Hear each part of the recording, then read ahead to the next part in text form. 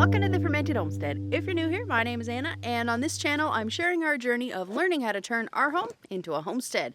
Today we have a bunch of projects going on. It's kind of a cool morning, like it's not crazy, like sweat your frickin' everything off yet. So we're gonna get some stuff done outside. Yesterday you might remember that I walked away with my head hung in shame trying to put the fence in the ground. So we're gonna try and finish that up. And I have approximately 5 quadrillion different bean plants that I need to make garden beds for. So we're gonna try and do that one also. That's why we're rearranging the fence so that we can keep it protected from all the little critters. Another area of planting that I'm hoping to be able to get done, not today, but it's my goal within the next week so that I can plant a bunch of the pole beans as well as the cucumbers and things like that kind of like to vine. We have all these cattle panels here. One of the things that I would like to do with them is to build a cattle panel tunnel. Not a greenhouse, just a tunnel, like a bean tunnel, sort of like Homesteading Family did, but less technical.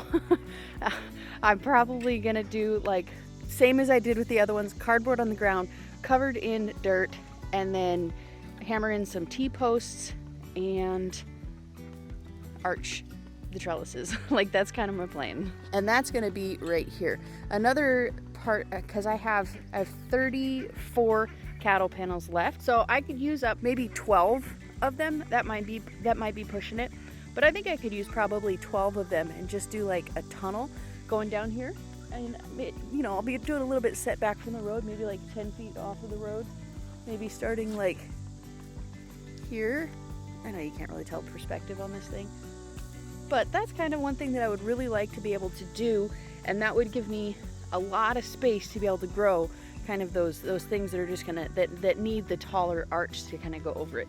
Some of the pole beans that I have, they don't have quite as much of a need to go quite so high, but like the noodle beans, a lot of the cucumbers, stuff like that, like they'll grow in almost as much space as you'll give them, at least a lot of them. So if you give them good growing conditions.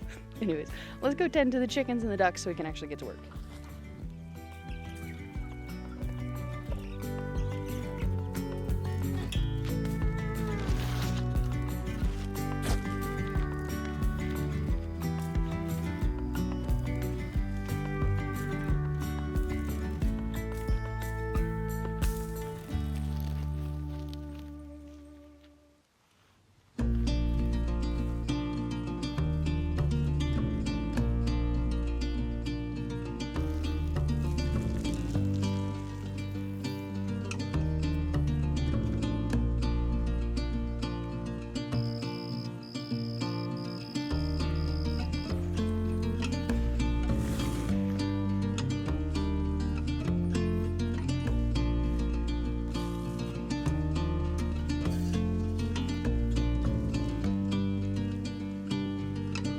Alright, so we got these 2 rows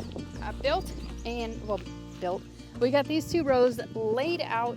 This one is mostly full, and then this one only has like about 1 wheelbarrow load full, or one gorilla cart full. This has about, I think this has about 2 in each one, or 3. That's 3 in each one. So this one needs a little bit more, but we are out of compost until tomorrow. We do have 6 yards, 3 yards of compost, 3 yards of topsoil coming from a different place. Hopefully the topsoil will be a little better. We'll see how it is. I mean, it's not, I don't anticipate getting much other than clay, but I'm sure gonna hope for it.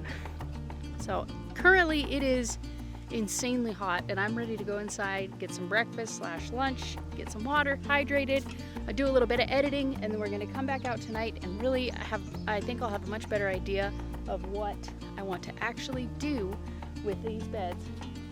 Hear me out. I'm thinking this one over here, this shorter one, this 16-foot one, can be pole beans, and I can put up a shorter trellis. I'm not going to make it as tall as the tomatoes, but one that's a little bit shorter, and we can put some pole beans. We can put some pole beans and stuff there, and then here and here, I'm thinking just bush beans.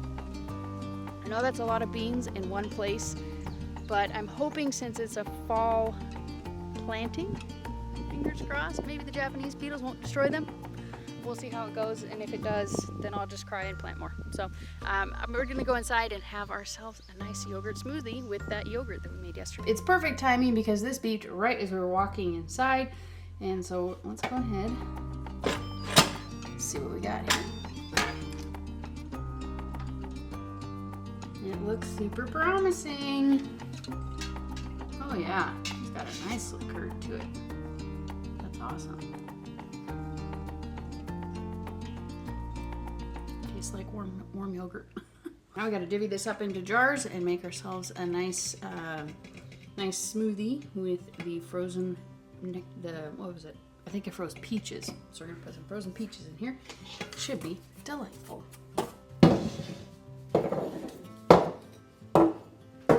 For this, I found that I just like to use old like spaghetti jars and stuff, so that way I'm not taking up my canning jars.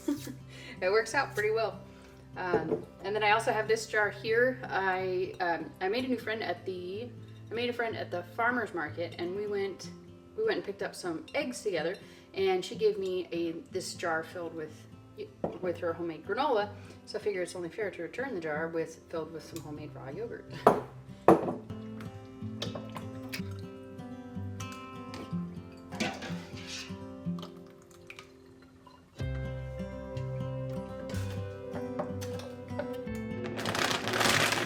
I don't really have any kind of like greens or anything I can add to this because tomorrow is farmer's market day.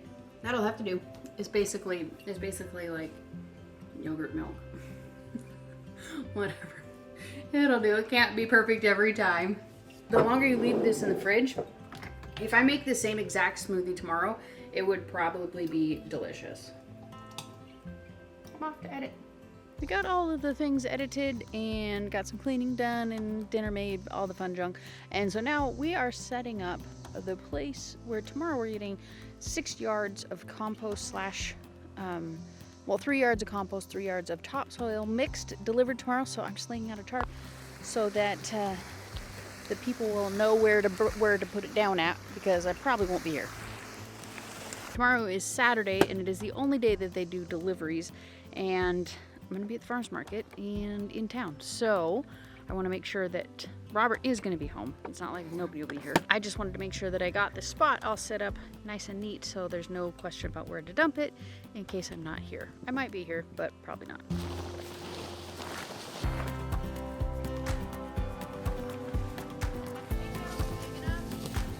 No.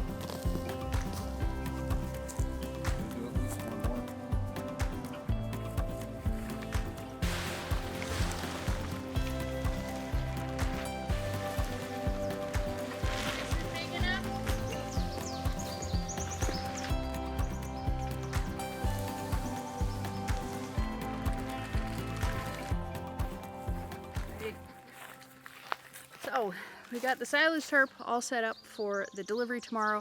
I got this tarp all rolled up, and I'm gonna put this guy in my truck so that I can go pick up another half yard of just straight compost. Because you gotta remember, we still have all that soil that has no compost mixed in. So that should be entertaining. So all I've got left to do today, I just need to lock up the birds over there. Then I need to water my garden, all parts of it. And I found some squash bugs that need my attention. Or destruction, however you want to look at it. So thank you for spending the day with me today. I hope that you guys enjoyed it. Maybe you learned something, maybe you got an idea or two. If you guys are new around here, we just moved to our 30-acre homestead in southern Missouri. We are transplants from Washington State, and we are showing the whole process of setting up our homestead. I also like to do all kinds of videos on canning, freezing, dehydrating, and fermenting, as well as videos on how to actually use those items in your everyday cooking. If that sounds awesome to you, make sure you click this link right here. This is the subscribe to the channel button. This is where all the awesomeness happens. Up here is a video that Mr. Google Pants thinks that you're going to enjoy. This here's my last Missouri homesteading vlog, and then up here is my homesteading vlog playlist. Make sure you check that one out for all the awesomeness and everything that we've done since the day that we left Washington State. Thanks for watching. We'll see you next time. Bye.